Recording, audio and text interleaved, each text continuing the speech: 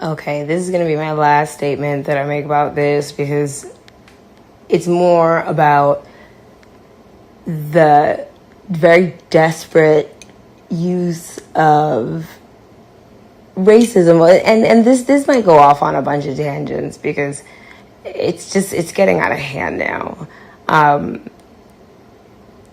These celebrities, these celebrities who get to the places they get to, they don't get there by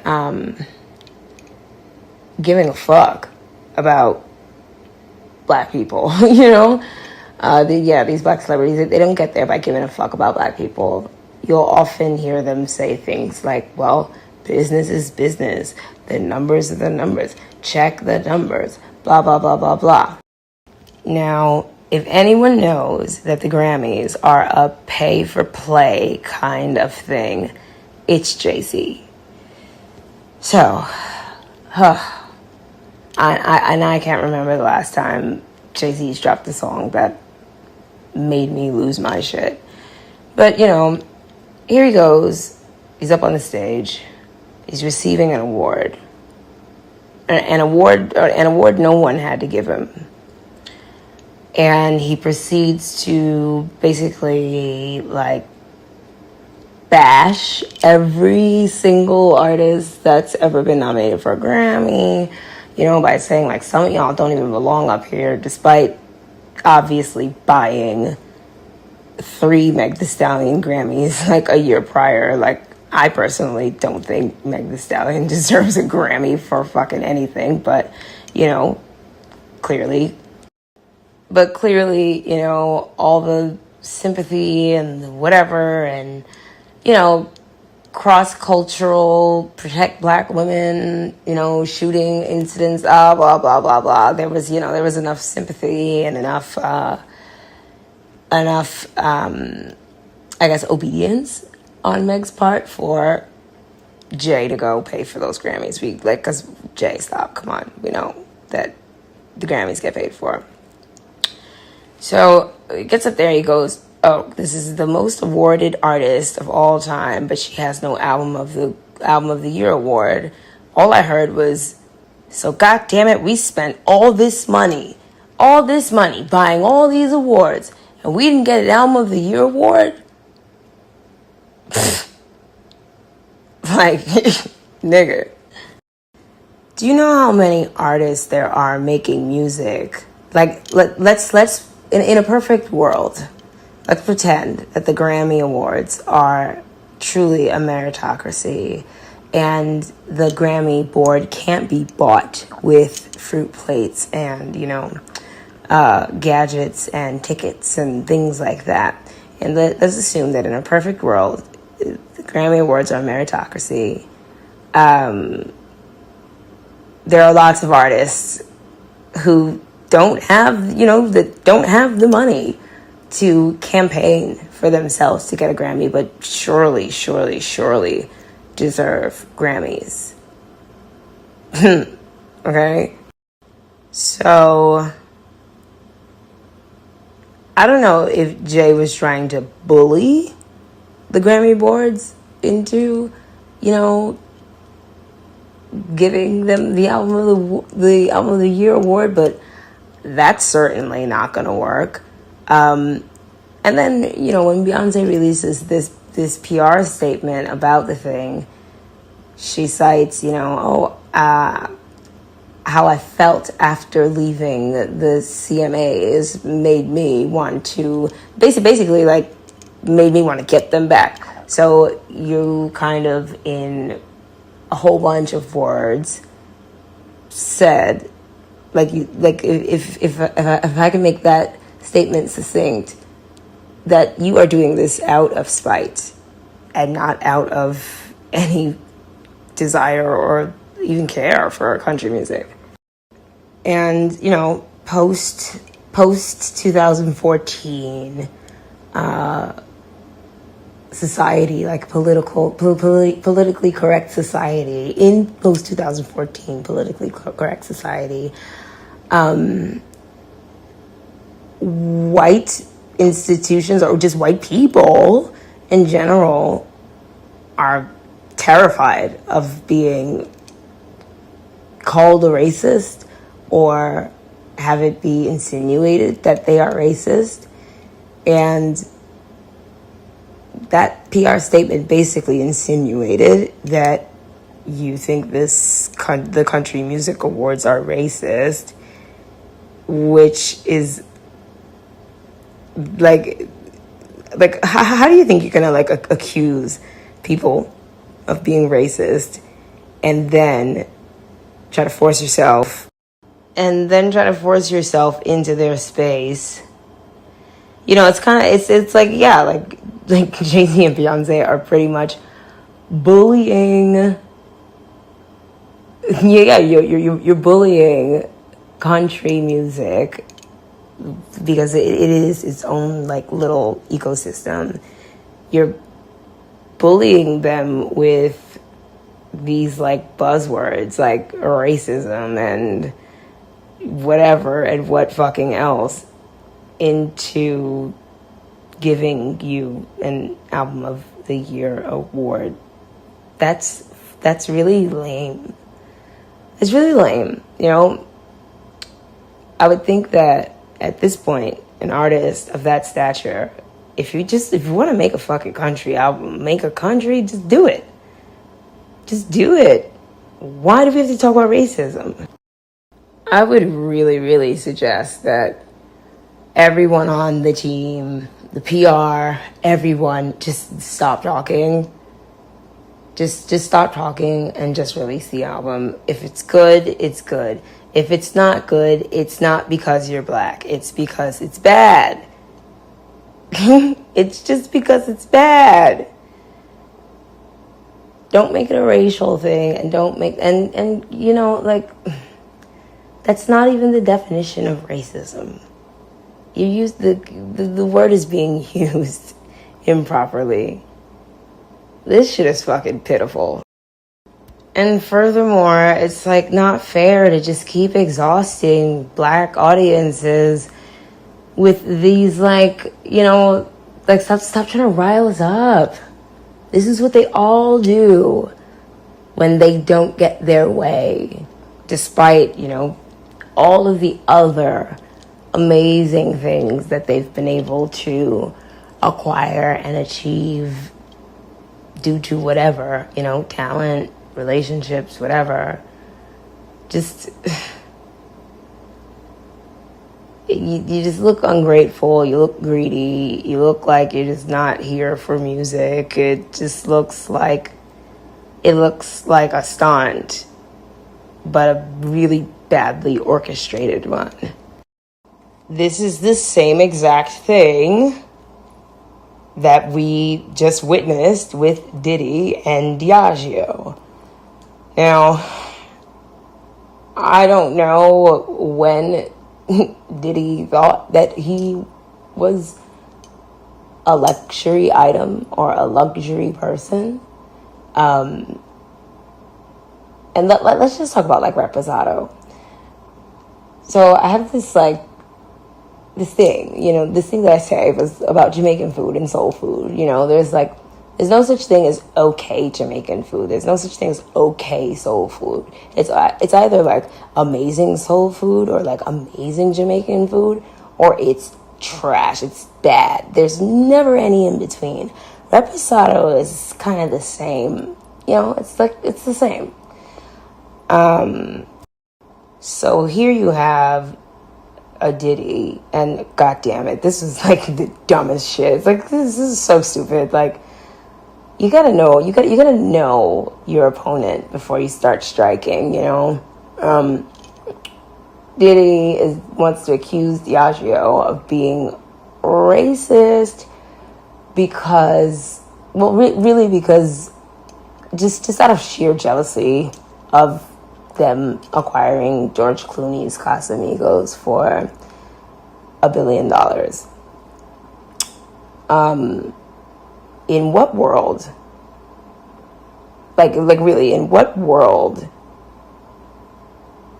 does Diddy think he is at all comparable to an Oscar-winning actor, how do you compare your ghetto-ass self, your ghetto-ass self, this ghetto man who, and if I recall correctly, I remember when Ciroc first came out, the big thing was the Coco Loso, and it was being,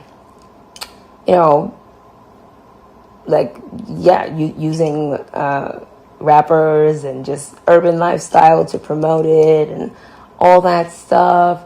How do you compare that to and it's not like Diddy knows anything about manufacturing vodka. You know what I mean? Like, George Clooney actually went down there and did some work, Like, the two of you guys are not even in the same fucking lane. You're not even in the same fucking lane. Not even close. And once again, Reposado is one of those things where it's like either it's really good or it's like, like I'm choking, it can be a pretty harsh alcohol. And that De Leon Reposado shit was some rubbing alcohol, honey. It didn't mix well with anything. It just wasn't a good product. So to turn around and then accuse Diageo of racism because they bought a product is stupid. It's stupid. It's jealous. And then to kind of, I remember the pictures that were accompanying the, Diddy, standing up for the black people, whatever the fuck, like as if he's ever stood up for any black people. Like, come on, dude, you stole all the publishing and masters from basically like almost like 75% of hip hop's greatest artists.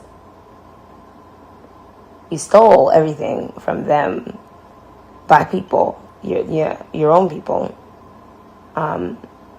And then you want to accuse someone else of racism. Diddy, did you do any research into who like the major shareholders of Diageo are? Honey, it's BlackRock Investments, or the BlackRock Capital Group. Okay? They build artillery and bombs for wars and shit. Like, what were you thinking? What the fuck were you thinking? What the fuck were you thinking? And now you don't own. Now you don't own Ciroc anymore. You don't own anything now. Now you have nothing.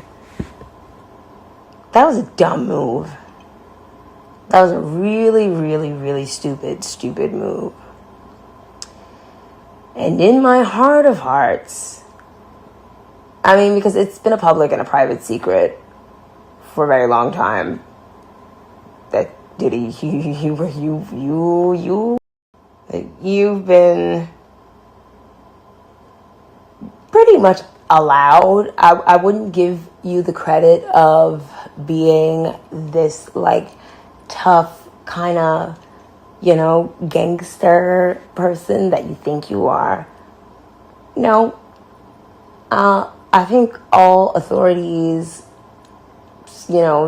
Secret Service, CIA, whoever, everyone knows. Everyone knows all of the things that you've done.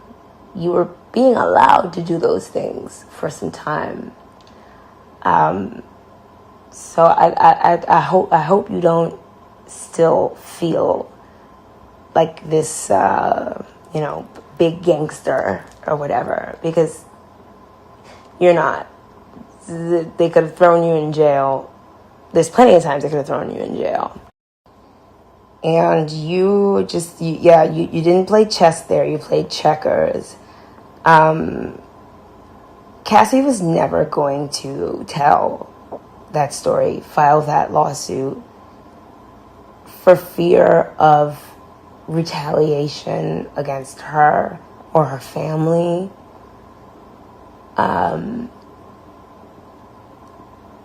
this is just my conspiracy.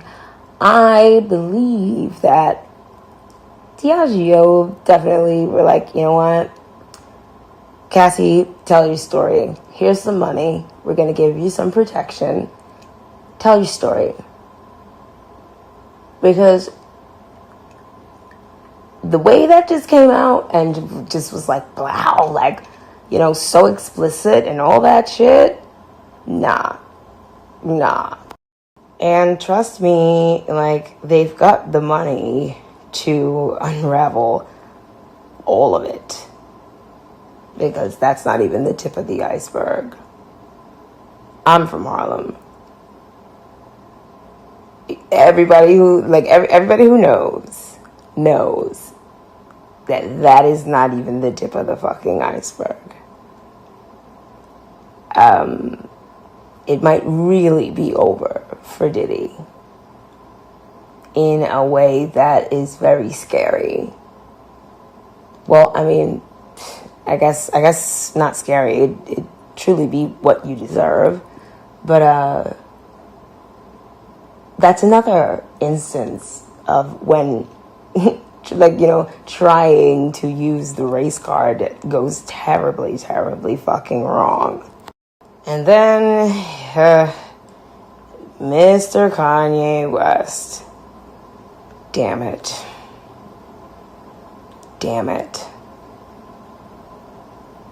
God damn it. I have to say that one was the most embarrassing. Because, you know, Kanye has made it a point, publicly and privately, to, through his behaviors, let his black colleagues, black artists, black peers know that he doesn't value them, and or he thinks he can get away with, you know, making people work and not paying them or stealing ideas, because, you know, in his mind he just assumes, oh, this is just like a poor black artist from wherever, like, they don't have the money to go to court with me, so I'm just gonna do whatever I want to do, and I'm gonna go kiss Trump's ass and call a black woman in the audience Sister Soldier, and you know, call George Floyd's wife ugly and shit like that. But then when you misstep, and another thing, like, I don't know, Kanye's behavior is, like, really bizarre. I'm not all the way convinced that this is, you know, a symptom of some mental disorder he has. I believe that Kanye might still be struggling with a bit of opioid addiction, or, you know, just like the withdrawal addiction, whatever it is, and I think he might be, like, suffering in private, because the behavior was it makes no sense. It made no sense. It made no sense. And the Jew thing, it just all was just a whole bunch of just kind of like confused. It was confusing, but in that moment, this billionaire who doesn't support, you know, young black talented artists, doesn't come through on his promises for that, expected every black person to support him and rally behind him in this, like, exhausting, fruitless battle simply because he's black and we are black. Huh? Nigga. Black people got shit to do. You know what I'm saying? We got shit to do. We got jobs. We got kids to take care of. We don't have time to be fucking, like, fighting a social justice war over some fucking sneakers. No, you don't deserve any support from any black people because you're stupid for even assuming that you do deserve it. But yeah, you definitely told us that slavery was a choice. If you cut back to maybe like 12 years ago, there's like some interview, or yeah, this isn't the first time that Kanye has, you know, tried to go out on a limb and express his feelings about, you know, the Jewish entertainment power circle or whatever the fuck. Like, this isn't the first time he said it, and this also isn't the first time we've heard you complain about a bad contract. So at what point do you put down Mein Kampf and pick up your contract and read your contract? Sounds like slavery is a fucking choice. Huh. I guess you're right. I guess you're right, Kanye. All in all, I'm just going to end this rant by saying, like, black artists up there, you know, black glitterati up there, you guys. You guys with your, like, multi-million-dollar homes and, you know, security detail and good food and clothes and stuff like that. Please don't compare, like, a loss. You know, like, don't conflate your sore loserism with real life problems that black people who don't have money are facing on a day-to-day basis. It's offensive. It's fucking offensive. Quit it.